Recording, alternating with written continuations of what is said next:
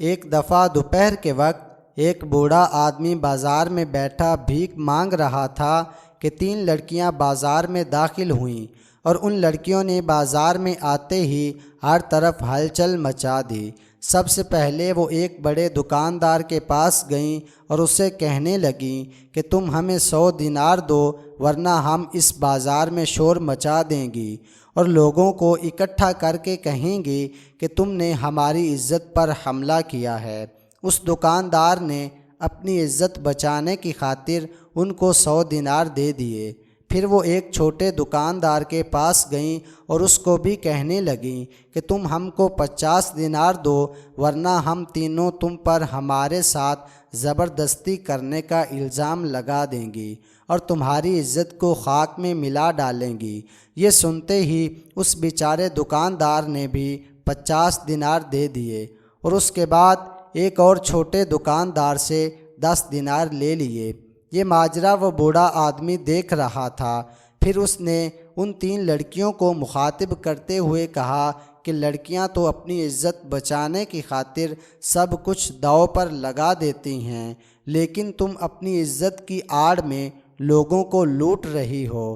اس بوڑھے آدمی کی بات سن کر وہ تینوں چالاک لڑکیاں اس کے پاس آئیں اور کہا کہ تم بڑے عزت دار ہو، ہم تمہیں ابھی سبق سکھاتی ہیں۔ اتفاق سے وہاں ایک بادشاہ کا قافلہ گزر رہا تھا کہ ان میں سے ایک لڑکی نے دوسری لڑکی کو کہا کہ مجھے ایک پتھر اٹھا کر دو۔ جب اس لڑکی نے پتھر اٹھا کر دیا تو اس نے کہا کہ ہم یہ پتھر بادشاہ کے قافلے میں پھینکیں گے۔ وہ پتھر سیدھا بادشاہ کے ایک وزیر کو جا کر لگا اور وزیر اپنے گھوڑے سے گر گیا۔ لڑکی وہ پتھر اتنی چالاکی سے پھینکا تھا کہ کسی کو بھی شک نہ ہوا کہ پتھر اس لڑکی نے پھینکا ہے۔ اس بوڑھے آدمی کے علاوہ کسی نے اس کو پتھر پھینکتے نہ دیکھا۔ بادشاہ نے جب دیکھا تو غصے سے بولا کہ کس نے اتنی گھٹیا حرکت کی ہے۔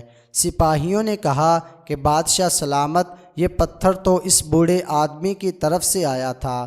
بادشاہ گھوڑے سے اتر کر اس آدمی کے پاس آیا اور پوچھنے لگا کہ کیا تم نے پتھر میرے قافلے کی طرف پھینکا تھا؟ تو بوڑھا آدمی کہنے لگا جی ہاں بادشاہ سلامت۔ یہ سنتے ہی بادشاہ غصے سے بولا کہ تجھ بھکاری کی اتنی جرت کہ تم نے بادشاہ کے وزیر کو پتھر مار کر گرا دیا۔ اس بوڑھے آدمی نے کہا کہ بادشاہ سلامت، میں سارا دن دھوپ میں بیٹھ کر بھیک مانگتا ہوں۔ آج میری اچھی خاصی کمائی ہوئی تو ان 3 لڑکیوں نے مجھ سے میری کمائی چھین لی ہے۔ میں مجبور ہو گیا تھا، اس لیے پتھر پھینکا کہ بادشاہ سلامت ضرور میرے پاس آئیں گے اور میں ان سے مدد کے لیے عرض کروں گا۔ بادشاہ سلامت، اگر آپ کو میری بات پر یقین نہیں تو ان 3 لڑکیوں کی تلاشی لے لو۔ اگر اس لڑکی کی شلوار میں سے 160 دینار نہ نکلے تو میرا سر قلم کر دینا۔ بادشاہ نے حکم دیا کہ اس لڑکی کی تلاشی لو۔ جب کنیزوں نے تلاشی لی تو اس سے 160 دینار برآمد ہوئے۔ پھر بادشاہ نے وہ دینار اس بوڑھے آدمی کو دے کر اپنے سپاہیوں کو کہا کہ ان 3 لڑکیوں کو محل کے زندان میں بند کر دو۔ میں قافلے کے ساتھ لوٹنے کے بعد ہی ان لڑکیوں کی سزا تعین کروں گا۔